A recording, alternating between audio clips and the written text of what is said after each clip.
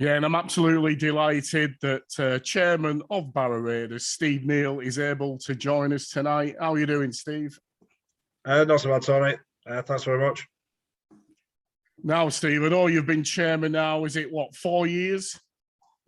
Well, I joined the board 4 years next April, and then I was probably quickly chairman by about the June. So it'll be 4 years in June, I think. Yeah. So. Now, I know how arduous a job it is, mate. It's a 24/7 job, and you've given up lots of stuff to focus on the success of Barrow Raiders. So after all this time, Steve, when you sat in a little darkened room, what are your thoughts personally about what you've done? Are you happy with the way things are? Yeah, I mean, yeah, I think so. We've changed strategy a lot in terms of income streams and what we needed to do to improve those. I don't think we're as reliant as we once were on the gate receipts because we've diversified, and I think that's been an important change in strategy, which hopefully will set the club in good stead for many more years to come. And and I could leave at some point, and it would still be able to be, hopefully an income revenue machine, if you will, for many years to come. So that's probably the best thing that's happened, that we have acknowledged that the boom and bust scenarios that we were in, really, we might get a rich owner come at one point who's prepared to throw a few thousand in, and eventually they walk away, and you might have some good times in that period, but individuals don't last forever, so you've got to change structures, really, and you've got to change the way we're doing things, and really, you're not going to get rich running a professional sporting club. You've got to do it for the love of the place and the enjoyment, and that's what everyone on the board is there for, just to do their bit, if you will. But the key, as I said, the key thing for me is this ability to create the income and be sustainable for the future. So that's really what's pleased me, that over maybe the last 2 years, out of the 4 really that I've been there. I speak to quite a lot of supporters, Steve, and I think it's fair to say that they regard you as the most proactive chairman that the club has possibly ever had. I mean, what you've done in those 3-4 years has been absolutely tremendous, really. You must be pretty pleased with yourself. Yeah, and in some way, I get up in the morning very early and go to bed very late, and virtually it's 24/7 Barrow Raiders, and at times I don't feel as though I'm getting anywhere. I honestly feel that I'm treading water, and what have I actually done today? And I have this to-do list that's as long as my arm, and I honestly feel a little bit frustrated at times. And then I look back after maybe a month, and I look at all these little ticks that are in my book, and I've done that, and I feel as though, wow, yeah, we have made some progress, and you just don't seem to be happening sometimes in the moment, but it never stops. It is an exciting job. Never 2 days the same. There's all, you might set off in a week wanting to do certain things, and then you might get by Monday morning you've had about 10 messages from the NFL that have completely changed your week and your strategy for the week, and so you've just got to keep on top of things. I mean, there are a lot of hard working people at the club, some now on the payroll, some volunteers, and I couldn't do it without them.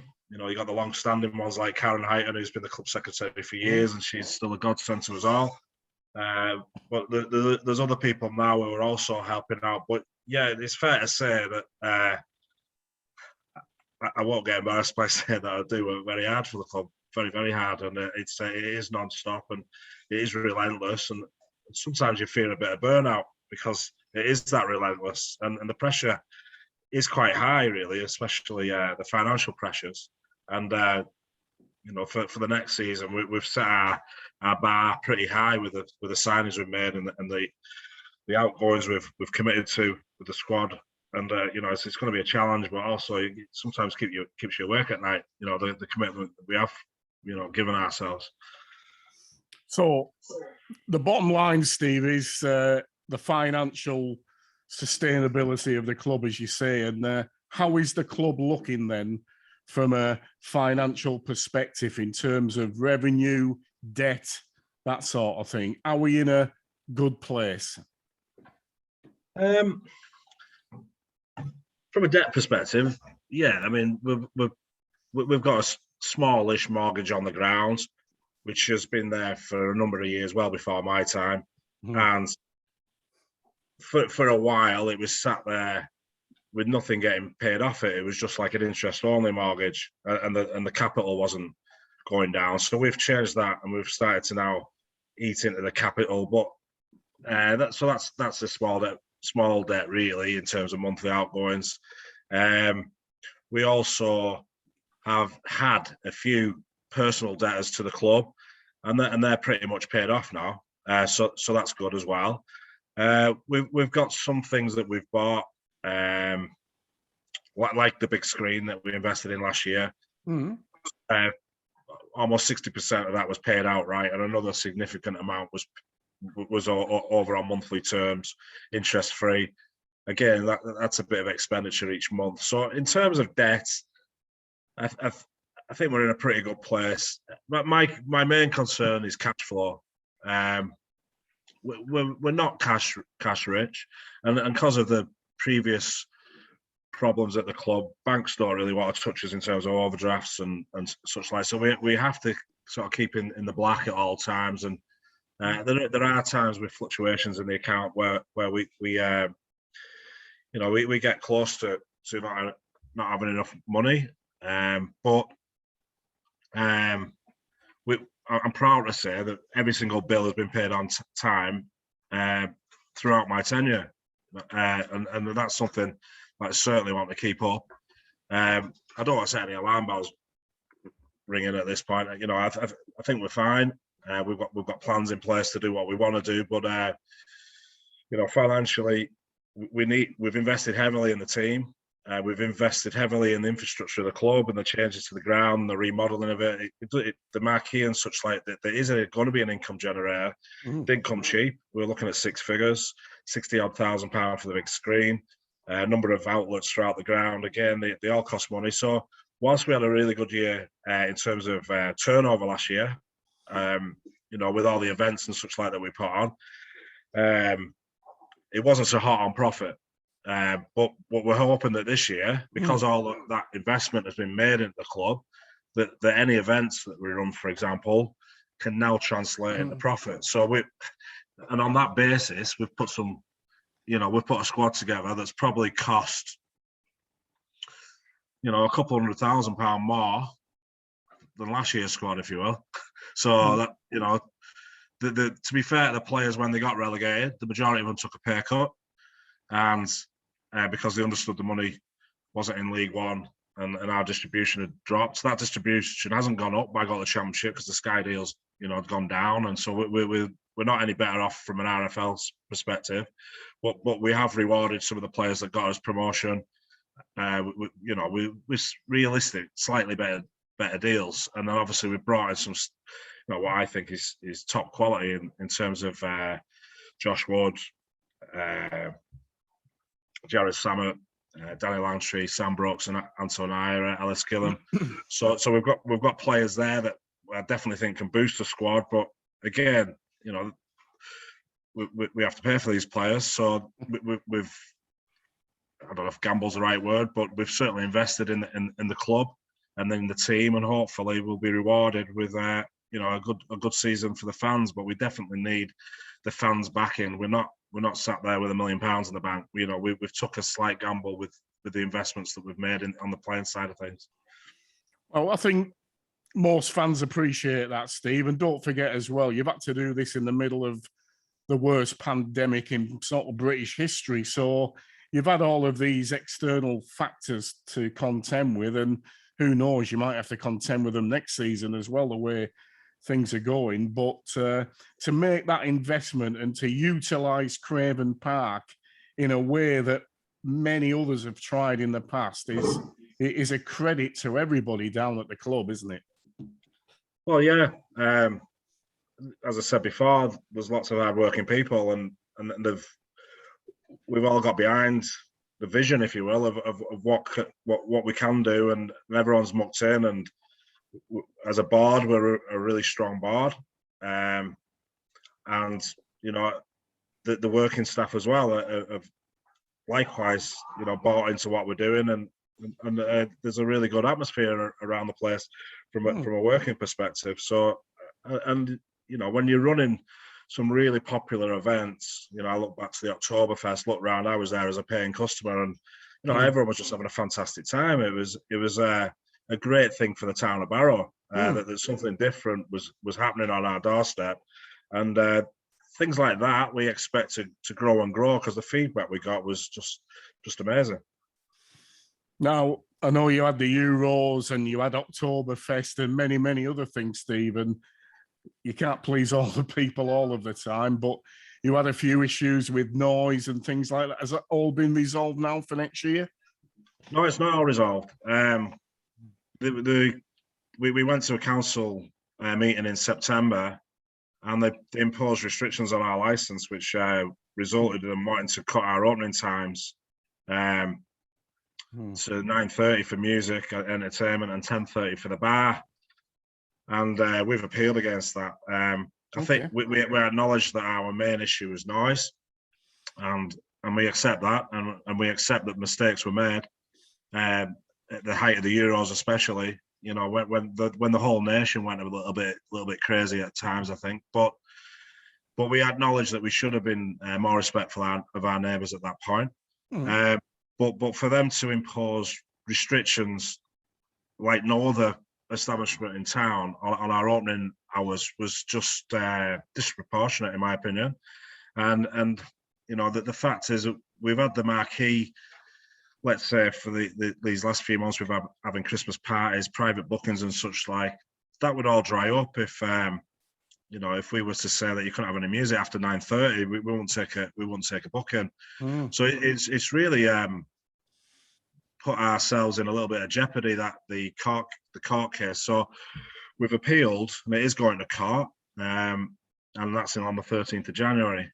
Now we're still talking to the council officials, and hopefully we can come to an agreement and resolve it out of court and be sensible about it. And at the end of the day, no other establishment in town closes at 10:30, and you know, we see little reason why we should too, given that you know, we've had very little trouble in terms of, you know, misbehaviour or anything like that. And at times we've had some huge numbers, and we're just trying our best to do something different for the town. And so it's very disappointing at the moment. The council, you know, imposed these draconian restrictions on us, really. And there was one or two other things about the number of SIA staff, and they were insisting that there needs to be 2 at all times, and you know, and that's even for a 5-year-old's party. So it's just crazy that we needed these things on our license, and we argued that those things should be risk assessed. So there's a few things that we're not really happy about with the council, but hopefully, you know, we'll see sense and they'll see sense, and we can sort something out outside of court. But if we have to go to court, I think we've got a very strong case for getting the decision overturned. Right, okay. So providing all that goes in your favour, Steve, next year has got a multitude of activities that you're going to probably exploit. I mean, we've got the Football World Cup and the Rugby League World Cup. So have you got plans for big events? Well, we've got 1 or 2 things already penciled in. We're certainly going to repeat Oktoberfest, because it was such a success, such a great couple of days that everyone in the town enjoyed. We've got something similar in March, which is a Paddy Fest. Yeah, I've seen that. Celebration of St. Patrick's Day. And again, what with German music, a bit of Irish music, and a chance maybe to dress up in your green clothes and you know, have a good time. And then we've got some tribute bands coming in June. A whole range of top-notch tribute acts from the likes of Queen and the Beatles and ABBA. So they're the things we're booking in, but we're trying to book things in to fill all the gaps really in the season. And we've, you know, after the Christmas parties that we put on, and we had our marquee draped out, you know, beautifully. Really, we've had a lot of inquiries about weddings even, and so we've had 2 serious inquiries about weddings. So why not? Let's hit the wedding market. And so there's all those things that we're trying to put on. In terms of the World Cup, no firm plans yet. It's obviously the time of year is a little bit difficult because with the football being in December, you know, how do you fit the amount of people who probably want to attend and without destroying the pitch at the same time? So there's a number of factors we'll have to consider. But certainly financially, the Euros was such a success, and for the great many people that were there, they thoroughly enjoyed the occasion, and so it's certainly on our radar. I put something together, but at the moment there's no firm plans. But certainly, as a minimum, there would be sort of a marquee with football on in there, and equally rugby league will probably be on our agenda as well. Although from a personal perspective, I hope to get to a few games live for the rugby league games. Yeah, we're just talking about the pitch there, Steve. I was wondering how you were keeping Dick Pickering sweet. With difficulty, I'm afraid. Yeah, I mean, there has been a lot of activity. It is in, you know, considering the amount of rain that's been put down, the pitch is in great nick, but it's not Wembley, unfortunately, because you know, the weather. It's had little chance to rest, and it's a tough ask. And any groundsman for Barrow, I'm afraid, has got my sympathy. But you know, that's just the way we are at the moment, and we've got to crack on doing the things that we need to do to be successful. So, in terms of facilities surrounding the ground, then, Steve, is there any plans at all to improve anything, put a roof on something, build a little club? Is there anything like that in the pipeline? Yeah, well, we've had people in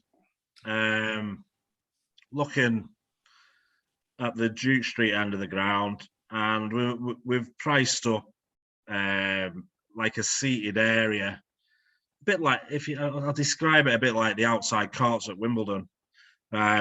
Nothing too substantial, but almost it would be a permanent sort of seated area, but almost with like a canopy roof. So we've had people in giving us quotes, and it's about, I can't remember what it was now, £300 a seat, I think. So we're looking at 1,000. So there you go, £300,000, something like that. So you know, it's not cheap. And then we've had a look at the other end and potentially putting some hospitality facilities, and again some seating. So at the Hydefield Road end, so that it's on our radar certainly.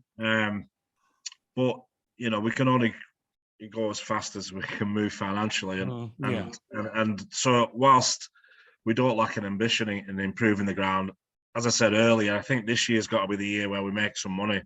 There was a lot of investment into the club last year, and as I said before, a lot of turnover, but turnover isn't profit. And we've got to make some money, and it'll just make things a lot easier when you've got, you know, 6 figures sat in the bank. You know, every decision becomes a little bit easier because you've got that safety there, and kind of that's where I want to be, where we've got a couple 100,000 sat there. So we've got to work really hard at getting that, and then, you know, we can start to think about some sort of pricey improvements to the ground. Yeah, and the other good thing as well, Steve, with respect to the South Wales and the Coventries of this rugby league world, next season, you're playing Bradford Bulls at home, you're playing Featherstone, you're playing Lee. They'll bring 1,000, maybe 2,000 supporters if they're doing well. So you could have 3,000, 4,000, 5,000 at Craven Park for some of those games. Yeah, I mean, there's a real prospect of some high crowds, and that's why we've invested in the team so heavily, because, you know, we all know fans want to watch a winning team, but I think they would accept a competitive team mixing it with these teams. You know, if we play in the likes of Lee, who have brought some great players, in Featherstone and Bradford, as you said, and then don't forget the two derbies we work at in Whitehaven, who are bound to bring a good following. So there's a real prospect of some, you know, very large crowds, and you know, we're looking forward to it, and hopefully, you know, we can mix it with these teams and on the field, and everyone will leave Craven Park, you know, delighted with what they've seen. And so I don't really mind losing sometimes, but I like to feel as though we've been in a game and we've been competitive, and you know, maybe lost at the death or whatever, but we've certainly got to be competitive, I think, in every single game. I know last time we were in the championship, although we won games, there was some blowouts. I remember losing about 60-70 to London Broncos, and the same with Toulouse, and that's what I don't want this year.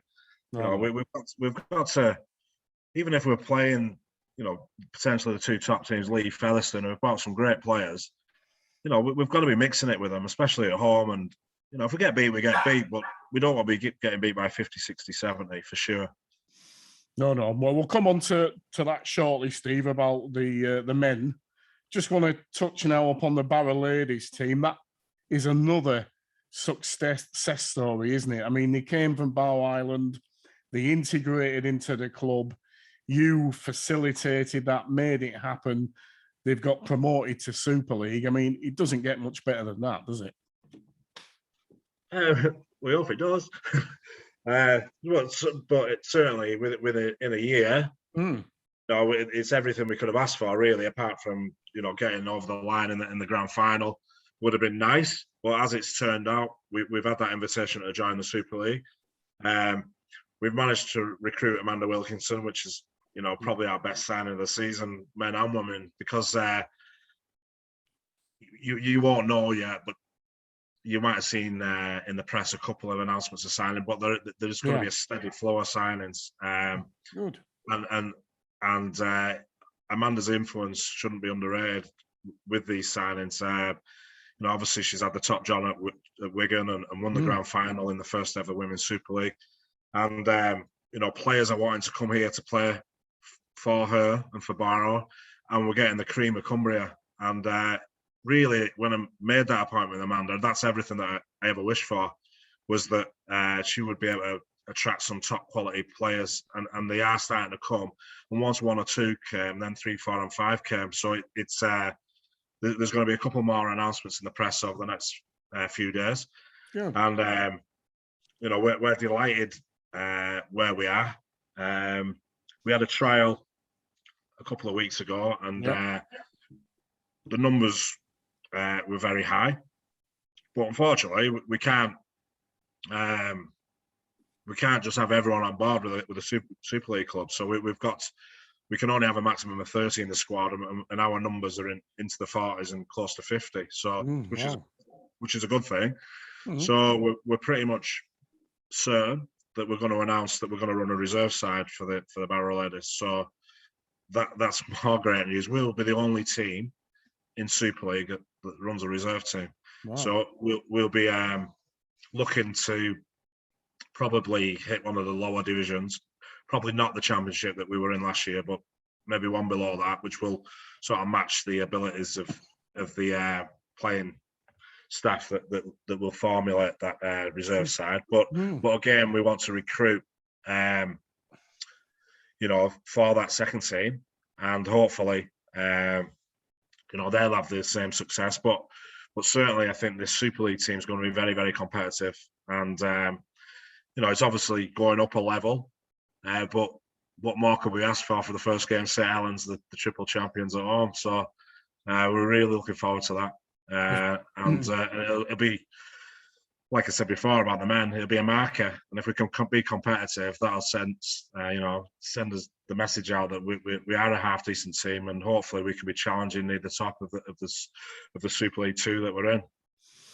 Yeah, I was going to say, Steve, that Super League has been split into sort of 2 sections, hasn't it? And I think it's sensible that your St Helens and your Leeds, your York, playing the top tier, and Barrow just going in Super League are going to take a little bit of time probably to get to that St Helens level. But when that Challenge Cup draw came out, I thought, yeah, let's hope it's at home. And as you've said, it is. So that game's in March, Steve, I think, isn't it? So, I mean, that's going to attract a big crowd, I think.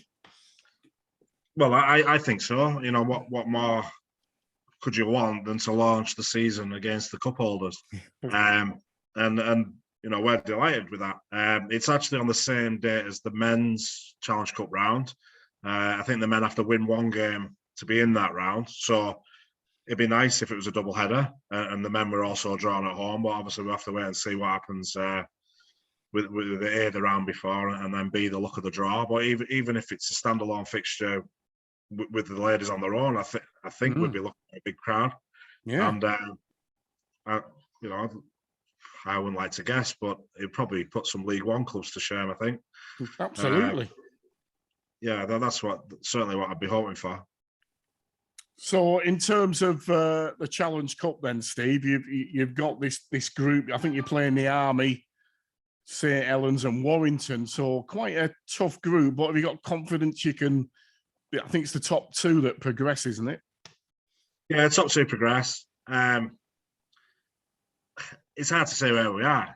We were they were in tiers, if you will, a bit like the World Cup sort of seeding type thing. Yeah. And we were seeded 3. So Warrington was seeded 2, St Helens 1, and the Army 4. So, in theory, that's where you'd expect us to end up. But Warrington are in our division for the the Super League season. So I'd like to think it would be against us and Warrington, but I'm absolutely sure that the Army will be no pushover, and it goes without saying that St Helens will be a tough team. So, as you say, you probably couldn't have picked a much tougher group, but I think it's a group that excites us, and that's who we want to be mixing with, the good teams. We really, really don't know where we are, so it'd be churlish really to say, we'll win the group. Probably won't, because St Helens, we know they're the best team, but whether or not we're good enough to mix it with Warrington, then we don't really know. But it's a good opportunity to find out. And if we are lacking by a long way, then that might give us food for thought for the league campaign, which actually doesn't start until May. So we've got these group games in the Challenge Cup that covers sort of March and April. Yeah. And then there's a nines tournament as well thrown into the mix. And then the league doesn't start till May. So, if we are well off the pace in terms of Warrington, then, as I say, that might give us some focus on further recruitment, or it might just give us a pleasant, surprise and say, wow, we're exactly where we want to be. Now, is it your strategy, Steve, to have as many double headers as you possibly can? Yeah. We've asked the RFL for that. Good. We have got the provisional fixture list, which I can't go public on, but there's only 5 home league games, 5 away games in a group of 6 in a league of 6. So 3 of those 5 will be double headers. I can safely say that. Good. So that's good, and the both Challenge Cup ties at home. One, which I've mentioned before, St Helens has the potential to be a double header, and the Army fixture will be a double header as well, because that's when we play Batley. So so we've kind of got 5 out of 7 really, so we can't argue really with that. No. Right, Steve. So let's get on to what I would call the main attraction. Barrow Raiders men's first team. You've been promoted, which obviously was your plan, but did it go as you thought it would, or did you have a few nervous moments? Because towards the end there, with the COVID kicking in, it seemed to disrupt the team a little bit, didn't it? Yeah. Well, I mean, it doesn't really everything go to plan really. I don't enjoy games anymore. I used to be a fan and enjoy the game and whatever, but I don't know if it's nervous or just I realise how much is at stake. Do you get frustrated? Not frustrated. No, I'm pretty calm. But I can't. I just, I'm a very level-headed person. I don't overreact, don't underreact. I think that's one of my strengths. Don't get too emotional about success or failure. I remember getting promotion virtually with Ryan Shaw's last-minute kick-off the touchline against Rochdale. Yep, I was there. And at the end of the day, if he'd have missed that goal or he'd have scored that goal, we'd have played exactly the same. The performance hadn't changed. Just it's just that one kick. But so it's about doing the little things right, isn't it, throughout the season sometimes? And I'll tell you something, Ryan Shaw stayed behind virtually every second to do an hour extra goal kicking, and he wasn't even the goal kicker. Jamie Dallimore was the regular kicker, and Ryan used to always do extra kicking practice. And sometimes you talk in sport about 1%ers, and that's our 1%. So thankful for Ryan for all his practicing.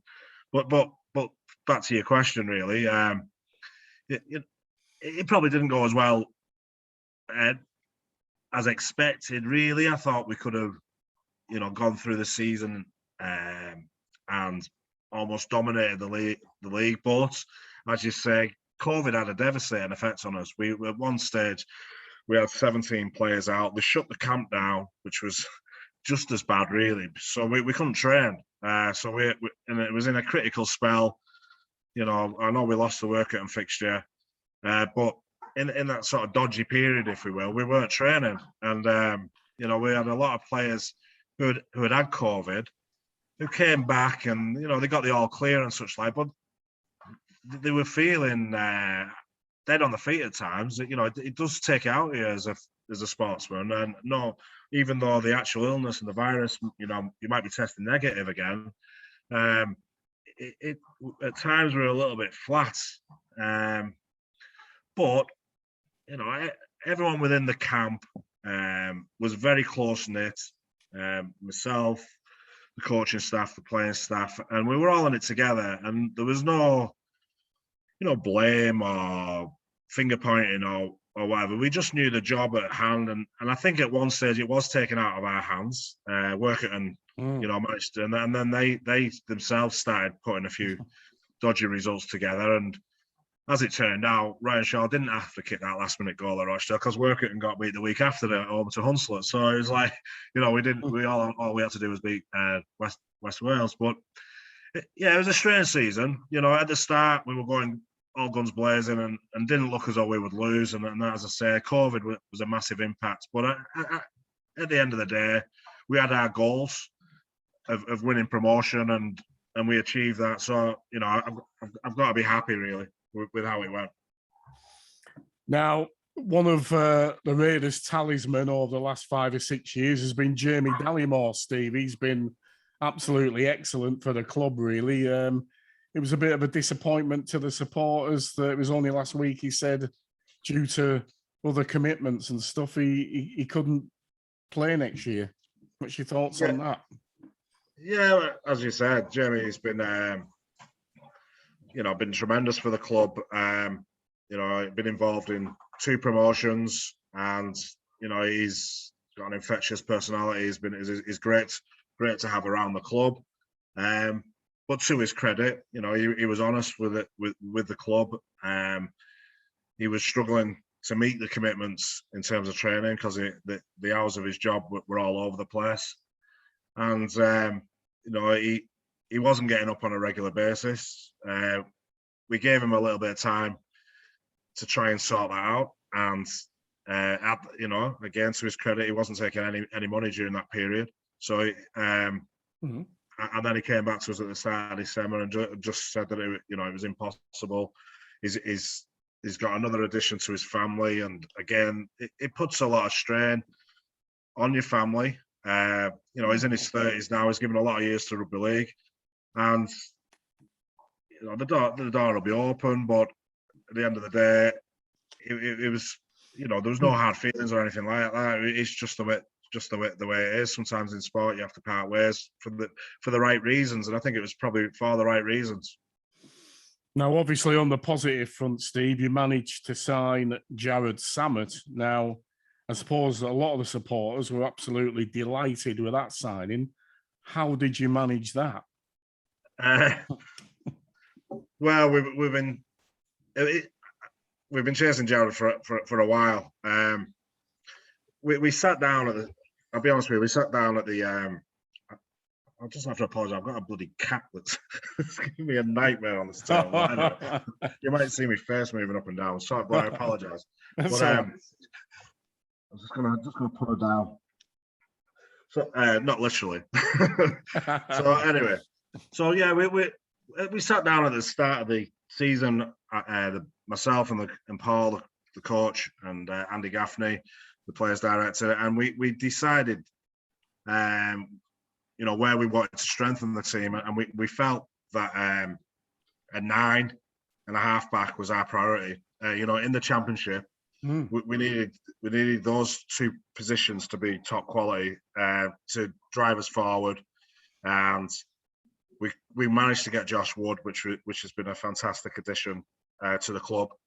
But we were always determined to get a halfback, and I know we were well covered.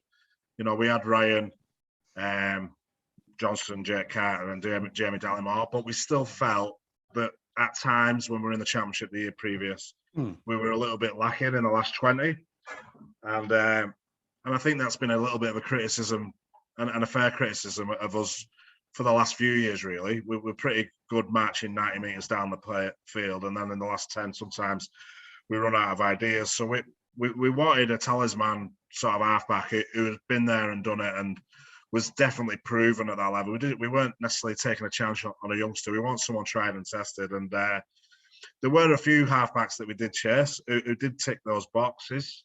But in the end, we sort of set our heart on Jared Sammett, and he had a lot of offers. And, we had to be quite persistent in chasing him and convincing him that we were the right club for him. As I said, he could have gone to a number of clubs, but we were too determined to get him, and we made a lot of phone calls and some visits, and we were just delighted that we got him over the line. And I've seen some sort of people go to type in social media and worry about his injuries and his age and such like. The man is in top condition. He's a fitness fanatic, and you've seen players go around the championship into the late 30s. I'm thinking of Dewsbury having Liam Finn and Paul Sykes and players like that. And Danny Brough was at Bradford last year, who's a lot older. Jared's only 34, and he's in top condition. And I feel as though we've got a great player who's exactly what we wanted. And as I said before, we wanted a 7 and a 9, and you can see the intensity at training, and the same with Josh Wood. It's just come from another level. He had Super League offers, and but he wanted to play every week, and he'd be on sort of the fringe of the Wakefield team, and he just wants to play rugby, and he wants to be there week in week out, and so we're just thankful again that we've got such a great player. Now, you've also managed to capture Danny Langtree from Oldham, Steve. He was standout for Oldham. He's a class act as well, isn't he? We don't know a lot about the guy from Australia, Anton Area, who's an Italian international. What's he like?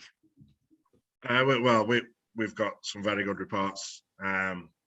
He's a teammate of Alex Asino. Oh, yeah. Who's also an Italian international. So it was actually Alec who put us in touch. Obviously, with overseas signing, you rely a lot on video, but you also rely on recommendations, but also talking to the right people. So we've done some homework. Alec won't mind me saying that he said he's better than me. And I just said, well, that'll do for me, because Alec was a great player for us. So,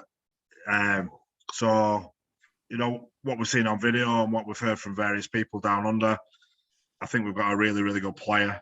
Obviously, been in the Penrith Panthers organisation, a bit at reserve grade level, but they're the NRL champions. So he's come from a really good environment, and he lands on January the 3rd.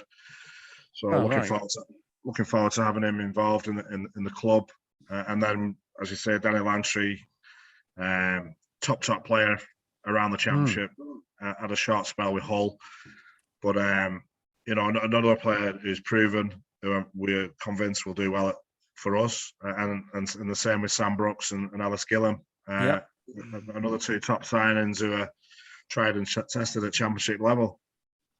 Is there any chance of getting Alex Asino to come with Anton? Well, unfortunately, no. The problem is with Alex is he's only got over on an Italian passport, so Brexit has put paid to any European nationals now coming over so if you voted to leave, you've upset our recruitment plans, unfortunately. So not me, mate. No, I was a remainder too. But, the market for the European nationals has gone now. But fortunately, Anton's got British grandparents, so we've managed to get him over on the back of that. But there's a whole range of Australians who may have come over previously on a European passport that are no longer able to. Right, Steve, we're just coming to the last few questions now then. So I know you're a gambling man. I think you've been a professional gambler. You might still be, I don't know. But that's how I make my money. Barrow Raiders are 125 to 1 to win the championship. They're the 3rd favourites to get relegated. What do you think about that then?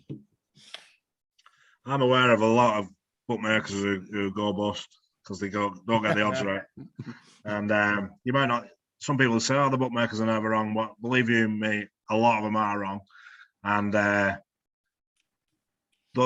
positioning of the odds are wrong. Now I'm not telling anyone to put a pound on us to win the league because, I'm realistic and I actually don't think we win the league. But we're not 3rd bottom either in terms of where we are. I've said to the coaching staff where I believe we are for par.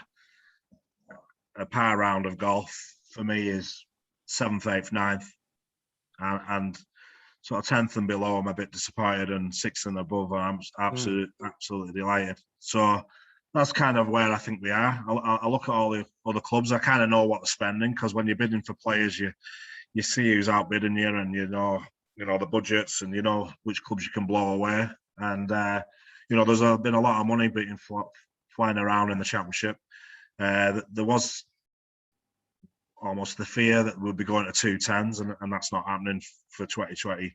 That's right. Yep. And so there was a lot of people jostling to be in the top 8, and probably spent, everyone spent probably £100,000 more than they wanted to. But there's I look at the players in the championship, and certainly you look at Featherstone, Leigh, Bradford, York, Newcastle, Halifax, Widnes, spending some serious money.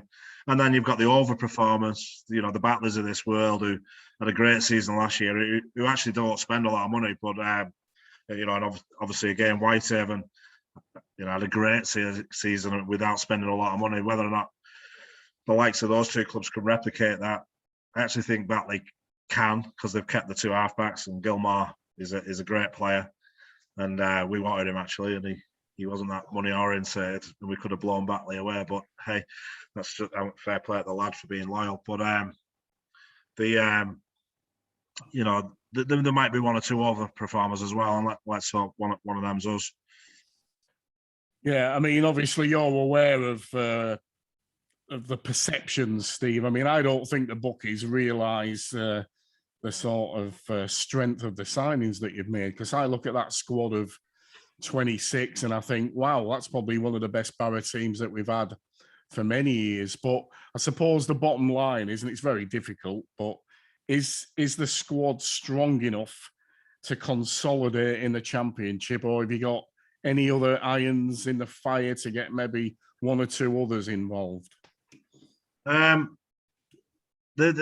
plan is that we're almost done and dusted now, and we've certainly hit our limit financially. But the plan is to continue to work hard off the field and hopefully get the backing of the fans. Yep. And try and generate some surplus cash. And if we then need to move, whether for long-term loans or mid-season signings or what have you, like we did last year, we weren't shy. When we felt as though the squad was becoming under strength, we were in there for Hakeem Maludi, Gary Wheeler, Jake Emmett. So the top quality signings that we got there, all three of them had won the championship with Toronto. So that's kind of the strategy, if you will. So whilst we'll probably go into the season with what we've got, we're hoping that the fans back us and we do a lot of good things off the field so that we can move when we need to move.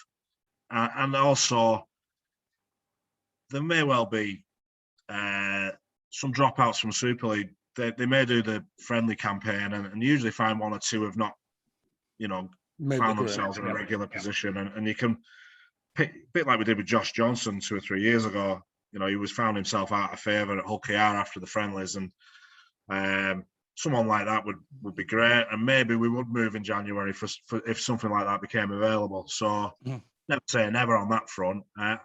From a personal perspective, I think we're probably one prop forward short.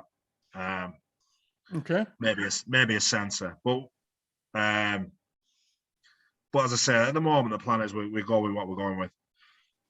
Yeah, and I suppose those 3 friendlies will give you an indicator, Steve, anyway, won't they? I mean, we're playing Workington, Newcastle, North Wales, so they're 3 tough games to give anyone a sort of litmus test. Yeah, I think so. I mean, obviously, Workington have come up with us, and be interesting to see where they are and where we are. Newcastle have recruited heavily. They're gone full time. They'll be hoping that they're a top 4, certainly top 6 club in the playoffs next year. So that'll be a tough test for us. And obviously, you would expect North Wales to be potentially a little bit weaker, but they gave us a good hiding last. Well, no, not a good hiding, but they beat us last year in the away fixture. So they're a tough team. So there'll be certainly a test. But we're hoping that a week before the season when we play them, it'd be an opportunity to get a bit of confidence with a win, and then go into that season the week after playing Sheffield, and again hopefully come out of the traps flying and get a win on the board. Right, Steve. Well, look, many thanks for coming on Can-Do FM. As I've said many times before, you're doing a sterling job. I know how difficult it is. I was on the board myself for 3 years, so I know it's a 24/7 operation, and I think all of the supporters, particularly who I talk to, are all really satisfied with what's going on down at the ground. And as I say, we just need to stay in the championship. That's got to be the goal, as you well know, Steve. But I would just say, just keep up the good work that you've done so far. Okay, thanks, Tony.